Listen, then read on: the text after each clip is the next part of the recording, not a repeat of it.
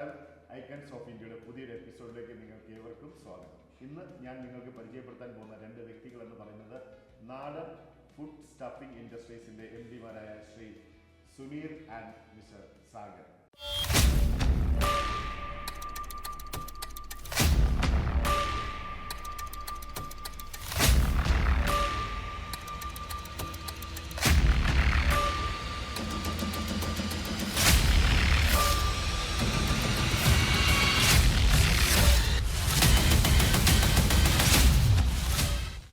Icons of ഇന്ത്യയിലേക്ക് സ്വാഗതം. രണ്ടുപേർക്കും ഒരുപാട് സന്തോഷത്തോടെ. Thank you. ഏതൊരു മലയാളി കേട്ടാലും പ്രത്യേകിച്ച് ഗൾഫ് നാടുകളിൽ പെട്ടെന്ന് കേൾക്കുന്ന ഒരു പേര് നാടൻ. വളരെ രസകരമായ ഗൃഹാതുരത്വം ഉണർത്തുന്ന ഒരു പേര്. എന്താണ് നാടൻ ഫുഡ് സ്റ്റഫിംഗ് ഇൻഡസ്ട്രി എന്ന് ഉദ്ദേശിക്കുന്നത്? തനി നാടനായിട്ടുള്ള നാട്ടിലെ നൊസ്റ്റാൾജിക് ആയിട്ടുള്ള പ്രൊഡക്റ്റുകൾ നാട്ടിലത്തെ അതേ ഫീലിങ്ങോട് കൂടി, അല്ലെങ്കിൽ നമുക്ക് കാലങ്ങളായിട്ട് നമുക്ക് വളരെ ചെറുപ്പത്തിൽ നമ്മൾ കഴിച്ചിട്ടുള്ള ആ ഒരു ഫീലിങ്ങോട് കൂടിയിട്ടുള്ള പ്രൊഡക്റ്റുകൾ നമ്മളിവിടെ മലയാളീസിന് കൊടുക്കുക എന്നുള്ളതാണ്. ഇപ്പോൾ നമ്മൾ നാടൻ ചെയ്തുകൊണ്ടിരിക്കുന്ന പ്രൊമോട്ട് ചെയ്യുന്ന അല്ലെങ്കിൽ സെയിൽ ചെയ്യുന്ന ബ്രാൻഡ് എന്താണ്? നമ്മളിപ്പോൾ ചെയ്തുകൊണ്ടിരിക്കുന്നത് എന്താണെന്ന് വെച്ചിട്ടുണ്ടെങ്കിൽ 4 വെറൈറ്റീസ് ഓഫ് സംഭാരങ്ങളാണ്. 4 SKU സംഭാരമുണ്ട്. പിന്നെ അതുപോലെ തന്നെ ഒരു SKU തൈരുണ്ട്. നമ്മുടെ നാട്ടിൽ അതേപോലെ തന്നെ പുളിയുള്ള കേട്. അപ്പോൾ അതിൽ ഒരെണ്ണം എന്താണെന്ന് വെച്ചിട്ടുണ്ടെങ്കിൽ സ്പൈസി സംഭാരം എന്ന് പറഞ്ഞിട്ട് ഒരെണ്ണമാണ്. ബട്ടർ മിൽക്ക് എന്ന പേരിൽ, സ്പൈസി ബട്ടർ മിൽക്ക് എന്ന പേരിൽ. പിന്നെ അടുത്ത ഫ്ലേവർ ഏതാണെന്ന് വെച്ചിട്ടുണ്ടെങ്കിൽ നെല്ലിക്ക കാന്താരി. അത് ഗൂസ്ബെറി ബട്ടർ മിൽക്ക് എന്ന പേരിൽ നെല്ലിക്ക അരച്ച് ചേർത്തിട്ട്. പിന്നെ ഒന്ന് ginger curry leaf sambharam butter milk. അതിനകത്ത് ഇഞ്ചും കറിവേപ്പിലയും മാത്രമേ ഉള്ളൂ. പിന്നെ ഒന്ന് ബട്ടർ മിൽക്ക് ഒറിജിനൽ എന്ന് പറഞ്ഞൊരു സംഭവം, അത് ഉപ്പ് മാത്രമായിട്ടുള്ളൂ അതിനകത്ത്. പിന്നെ ഒന്ന് കേട് തൈര്, അതിനകത്ത് പിന്നെ പ്രത്യേകിച്ച് ഒന്നുമില്ല, പുളിയുള്ള നല്ല കട്ട തൈര്. ദുബായിൽ വന്ന വർഷം അല്ലെങ്കിൽ നമ്മൾ ചെയ്ത ജോലികൾ, നമ്മൾ ഇതുവരെ എത്തിച്ച പ്രയത്നങ്ങൾ എന്തൊക്കെയാണെന്ന് പറയാം. ഞാൻ 2005 അറൗണ്ട് ജാനുവരി 25-നാണ് ഞാനിവിടെ ലോഞ്ച് ചെയ്യുന്നത്. ദുബായിൽ വരുന്നത് വിസിറ്റ് വിസയിലായിരുന്നു വരുന്നത്.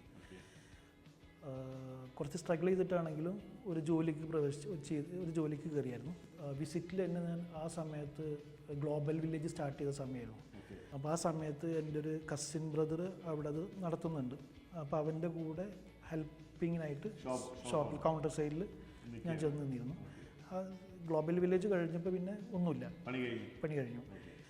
അത് കഴിഞ്ഞ് പിന്നെ എങ്ങനെയെങ്കിലും ഒരു ബിസിനസ് ചെയ്യണമെന്നുള്ളത് വളരെ ചെറുപ്പം മുതലുള്ളൊരു ആഗ്രഹമായിരുന്നു. എന്തെങ്കിലും നല്ല രീതിയിൽ ചെയ്യണമെന്നുള്ളത് ഭയങ്കര ആഗ്രഹം എന്ന് പറഞ്ഞാൽ ഭയങ്കര ആഗ്രഹമായിരുന്നു. അപ്പോൾ അതിൻ്റെ ഭാഗമായിട്ട് ആദ്യം നമ്മൾ എൻ്റെ അളിയൻ പെങ്ങളുടെ ഹസ്ബൻഡ് റാസൽ കൈമയിൽ ഒരു സൈൻ ബോർഡിൻ്റെ പരിപാടി തുടങ്ങുന്നുണ്ടെന്ന് പറഞ്ഞിട്ട് എന്നെ അങ്ങോട്ട് ഇൻവൈറ്റ് ചെയ്തു. അപ്പോൾ അവിടെ നമുക്ക് പറ്റാവുന്ന രീതിയിലൊക്കെ നമ്മൾ ട്രൈ ചെയ്തു. പക്ഷേ അൺഫോർച്ചുനേറ്റ്ലി അത് വർക്കായില്ല. അതിനുശേഷം പിന്നെ എൻ്റെ ഒരു ഫ്രണ്ട് അജ്മാൻ ഫ്രീ സോണിനകത്ത് തന്നെ ഒരു ജനറൽ ട്രേഡിങ് ചെയ്യുന്നുണ്ടായിരുന്നു. അപ്പോൾ അതിനകത്ത് പാർട്ട്ണർഷിപ്പായി അതും നമ്മൾ ചെയ്തു. അതും പല കാരണങ്ങൾ കൊണ്ട് അതും വർക്കായില്ല. അത് കഴിഞ്ഞ് ഞാനും എൻ്റെ 2 സുഹൃത്തുക്കളും കൂടെ ചേർന്ന് അജ്മാനിൽ ഒരു കഫറ്റേരിയ ഓപ്പൺ ചെയ്തു. വൈഫിൻ്റെ ക്രെഡിറ്റ് കാർഡിൻ്റെ മുകളിൽ വലിച്ചിട്ടൊക്കെ ആയിട്ട് നമ്മളത് ചെയ്തു. അത് ചെയ്തിങ്ങനെ സെറ്റായി വരുമ്പോഴേക്കാണ് കൊറോണ സ്റ്റാർട്ട് ചെയ്തത്. ആ അവസ്ഥയിൽ ബുദ്ധിമുട്ടായിരുന്നു ഒരു ചെറിയ കഫറ്റേരിയയ്ക്ക് നിലനിൽക്കുക എന്നുള്ളത്. നമ്മൾ വിചാരിച്ച ഒരു ബിസിനസ് വരുന്നില്ല. അപ്പോൾ അങ്ങനെ വന്നപ്പോൾ അതും ക്ലോസ് ചെയ്യേണ്ടി വന്നു. മൊത്തത്തിൽ ഭയങ്കരമായിട്ട് സ്ട്രഗ്ലിംഗ് ആയിരുന്നു. ആ അവസ്ഥയിൽ എന്തെങ്കിലും ചെയ്തേ പറ്റൂ എന്നതിൻ്റെ ഭാഗമായിട്ടാണ് നാടൻ കമ്പനി ഫോം ആവുന്നത്. അത് എങ്ങനെയാണ് ആ ഒരു ഐഡിയ കിട്ടിയത്? കാരണം നമ്മൾ ഇത്രയും ടെൻഷൻ അടിച്ചിരിക്കുന്ന സമയം, മുമ്പോട്ടുള്ള യാത്ര നേരത്തെ പറഞ്ഞല്ലോ, നമ്മളിങ്ങനെ സ്റ്റക്കായിരിക്കുകയാണ്. അവിടെ നിന്ന് നമുക്കൊന്ന് റിലീസ് ആവണം.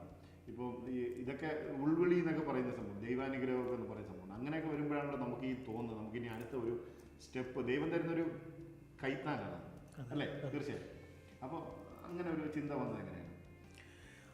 അതെങ്ങനെയാണെന്ന് വെച്ചിട്ടുണ്ടെങ്കിൽ ഞാൻ എന്ത് ചെയ്യണം എന്നുള്ളത് ചിന്തിക്കുമ്പോൾ എൻ്റെ അടുത്താണെന്ന് വെച്ചെങ്കിൽ മാക്സിമം പോയിട്ടുണ്ടെങ്കിൽ ഒരു 1000 ദിർഹംസിൽ കൂടുതൽ എനിക്ക് സ്പെൻഡ് ചെയ്യാൻ പറ്റില്ല.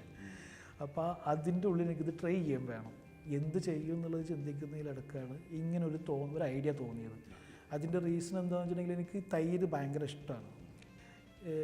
തൈര് ഉണ്ടാക്കിയിട്ട് നമ്മൾ നാത്തൂർമാരെന്ന് വെച്ചാൽ ബിൽഡിങ്ങുകളിലെ വാച്ച്മാൻമാർക്ക് കൊടുക്കുക എന്നുള്ളതായി. അവർക്ക് കൊടുത്തു കഴിഞ്ഞാൽ അത് എങ്ങനെ അവരെ കൊണ്ട് സെല്ല് ചെയ്യിപ്പിക്കുക, അവർക്ക് കുറച്ചും കൂടെ ബന്ധം ഉണ്ടാവും, ആ ബിൽഡിങ്ങിലെ ഫ്ലാറ്റിലുള്ള മലയാളീസുമായിട്ട് ബന്ധം ഉണ്ടാവും. അപ്പോൾ അവർ പ്രോപ്പറായിട്ട് കൺവേ ചെയ്ത് കഴിഞ്ഞിട്ടുണ്ടെങ്കിൽ അത് വർക്കാവും എന്നുള്ളതിൻ്റെ ഭാഗമായിട്ട് അങ്ങനെ ചിന്തിച്ചു. അപ്പോൾ ആദ്യം ഞാൻ ചെയ്ത എൻ്റെ ബിൽഡിങ്ങിൻ്റെ നാത്തൂറുണ്ടായിരുന്നു മിസ്റ്റർ മുജീബ് എന്ന് പറഞ്ഞിട്ട്. അപ്പോൾ ഞാനത് ഉണ്ടാക്കിയിട്ട് നമ്മുടെ ഹോട്ടലിലൊക്കെ കറിഡബ്ബ ഉണ്ടാവില്ലേ, ട്രാൻസ്പെറൻ്റ് ഒരു, അതിനകത്ത് ഒഴിച്ച് ഇവർക്ക് കൊണ്ടു കൊടുത്തു. പക്ഷെ അതൊന്നും വർക്കായില്ല, അതൊന്നും ബിസിനസ്സായില്ല. അപ്പോൾ ഞാൻ അതവിടെ ഓഫ് ചെയ്തു. എന്നിട്ട് പിന്നെ ഞാൻ ഈ സാധനം വീണ്ടും ഉണ്ടാക്കി, ഞാൻ വിട്ടില്ല. എന്തോ അറിയില്ല, ഇവിടുന്ന് ഒരു എനർജി ഉണ്ടായിരുന്നു എൻ്റെ അടുത്ത്. വെച്ചിട്ടുണ്ടെങ്കിൽ എനിക്ക് ചെയ്തേ പറ്റൂ, ചെയ്തേ പറ്റൂ, അവസ്ഥ അതായിരുന്നു. അതുകൊണ്ട് എനിക്ക് എങ്ങനെയെങ്കിലും എൻ്റെ ഫാമിലിനെ സപ്പോർട്ട് ചെയ്തേ പറ്റുള്ളൂ. എന്നതിന് ശേഷം ഈ ഷോപ്പുകളിലൊക്കെ പോയി ഇങ്ങനെ ഇത്രയൊക്കെ ബിസിനസ് ഉണ്ടായിരുന്നുള്ളൂ. ഞാൻ അറൗണ്ട് പിന്നെ 200 ദിർഹംസിന് സെല്ല് ചെയ്യാൻ പറ്റുക, അതിൻ്റെ മേലെ സെല്ല് ചെയ്യാൻ പറ്റുന്ന പ്രൊഡക്റ്റും കൊണ്ടാണ് പോകുന്നത്. 20 ദിർഹംസിന് സെല്ല് ചെയ്ത് ബാലൻസ് ഞാൻ തിരിച്ചു കൊണ്ടുവരിക. അപ്പോൾ ഇത് എന്ത് ചെയ്യുമെന്നറിയാതെ ഞാൻ ചിന്തിച്ചുണ്ടായതാണ് spicy sambharam, spicy butter milk. Spicy butter milk ഞാൻ ഗ്രോസറികളിൽ കൊടുത്തു തുടങ്ങിയപ്പോൾ പിന്നെ അവിടുന്ന്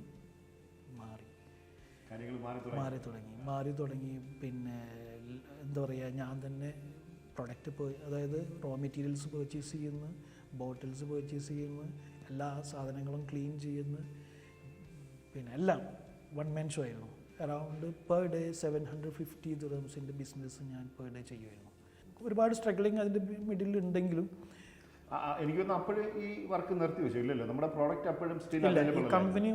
പിന്നെ നമ്മൾക്ക് അൾട്ടിമേറ്റ്ലി ആവശ്യം എന്താണെന്ന് വെച്ചിട്ടുണ്ടെങ്കിൽ നമ്മൾ ചെയ്യുന്നത് എന്താ പറയുക, ആരും നമ്മുടെ അടുത്ത് ക്വസ്റ്റ്യൻ ചെയ്യാൻ പറ്റാത്ത രീതിയിൽ സെല്ല് ചെയ്യുന്നതാണ് ഏറ്റവും ബെസ്റ്റ്. അപ്പോൾ ഇങ്ങനെ ഒരു ഓപ്ഷൻ വന്നപ്പോൾ ഞാൻ എല്ലാ ഷോപ്പുകാരുടെ അടുത്തും പറഞ്ഞ് താൽക്കാലികമായിട്ട് ഞാൻ നിർത്തുകയാണ്, ഇനി കമ്പനി ആയിട്ടാണ് നമ്മൾ വരാൻ പോകുന്നത്.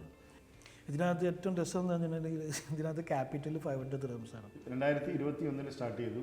2021 ജാനുവരി 23 എക്സാക്ട് ഫുള്ളി ലീഗലായിട്ട് നമ്മൾ മാർക്കറ്റിംഗ് സ്റ്റാർട്ട്. 2024 വരെ എത്തി നിൽക്കുന്നു. 2024 വരെ എത്തിയിരിക്കുന്നു. 3 വർഷത്തെ വളർച്ച ഒന്ന് പെട്ടെന്ന് പറയാം. 3 വർഷത്തെ വളർച്ച എന്ന് വെച്ചിട്ടുണ്ടെങ്കിൽ വളരെ സിമ്പിളായിട്ട് പറയുകയാണെങ്കിൽ 6 ലിറ്ററിൽ നിന്ന് അറൗണ്ട് 2000+ ലിറ്ററിലേക്ക് എത്തി എന്നുള്ളത് തന്നെയാണ്. 60 ലിറ്ററിൽ നിന്ന് തുടങ്ങി 6 ലിറ്ററിൽ നിന്ന് തുടങ്ങി 2000-ന്റെ മേലെ ലിറ്ററിലേക്ക് നമ്മുടെ പ്രൊഡക്ഷൻ എത്തിയിട്ടുണ്ട്. Very good.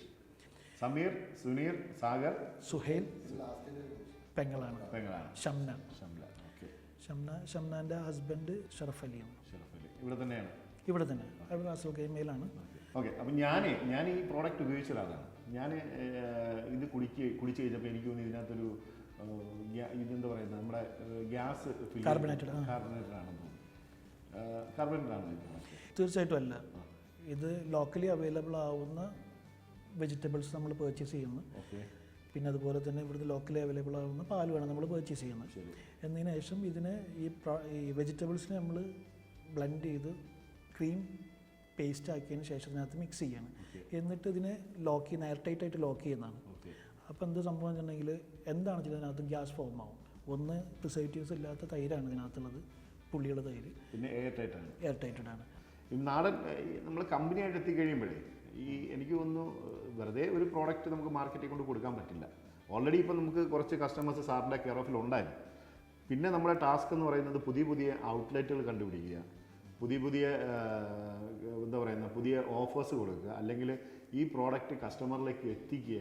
അതൊക്കെ ഭയങ്കര ഒരു ടാസ്ക്കാണ്. എന്നാൽ മാത്രമല്ല 6 ലിറ്ററിൽ നിന്ന് നമുക്ക് 2000 ലിറ്ററിലേക്ക് എത്തിച്ചേരാൻ സാധിക്കുകയുള്ളൂ. അതിൻ്റെ പിന്നിൽ ഭയങ്കര ഒരു താങ്കളുടെ സപ്പോർട്ട് ഉണ്ടെന്ന് സാറ് പറഞ്ഞു. അതെങ്ങനെയാണ് പ്ലാൻ ചെയ്യുന്നത്? ഡെയിലി ആക്ടിവിറ്റീസ് എങ്ങനെയാണ് പ്ലാൻ ചെയ്യുന്നത്? എങ്ങനെയാണ് റൂട്ടിലെ സാധനം പോകുന്നത്? അതിനെക്കുറിച്ചൊക്കെ ഒന്ന് പറയാമോ? നമ്മൾ ഇപ്പോൾ ലൈനിൽ 6 വണ്ടിയാണ് ഓടുന്നത്. 6 വണ്ടിയാണ്. ഓക്കെ. പിന്നെ കൂടുതലായിട്ട് ഇപ്പോൾ നമ്മൾ ഇപ്പോൾ പുതിയ മാർക്കറ്റ് എന്ന് പറഞ്ഞാൽ റാസൽ ഗെയിമാണ് നമ്മൾ പുതിയതായി ചെയ്യുന്നത്. ഞാൻ വന്നതിന് ശേഷം നമ്മൾ അബുദാബി നോക്കുന്നുണ്ട്. അതിൽ വണ്ടിയുടെ കുറച്ച് പ്രശ്നങ്ങൾ, അബുദാബി നമ്പർ പ്ലേറ്റ് വേണം, അങ്ങനത്തെ കുറച്ച് പ്രശ്നങ്ങളുണ്ട്.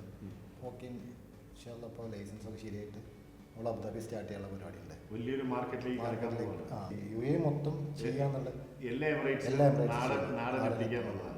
സ്വന്തം കഥ വളരെ സിമ്പിളായിട്ട് ഞാൻ നേരത്തെ പറഞ്ഞൊരു സിനിമ പോലെ എനിക്ക് പറഞ്ഞു കേൾപ്പിച്ചു. അതിൻ്റെ അകത്ത് ആരൊക്കെയാണ് കഥാപാത്രങ്ങളെന്നും 5 എന്താ പറഞ്ഞ നെടുന്തൂണുകളായ 5 പേർ, നല്ല ബേസുള്ള നല്ല കോൺക്രീറ്റോടുകൂടി ഈ 5 പേര് എപ്പോഴും ഒരുമിച്ച് നിൽക്കട്ടെ എന്ന് ദൈവത്തിന് പ്രാർത്ഥിക്കും.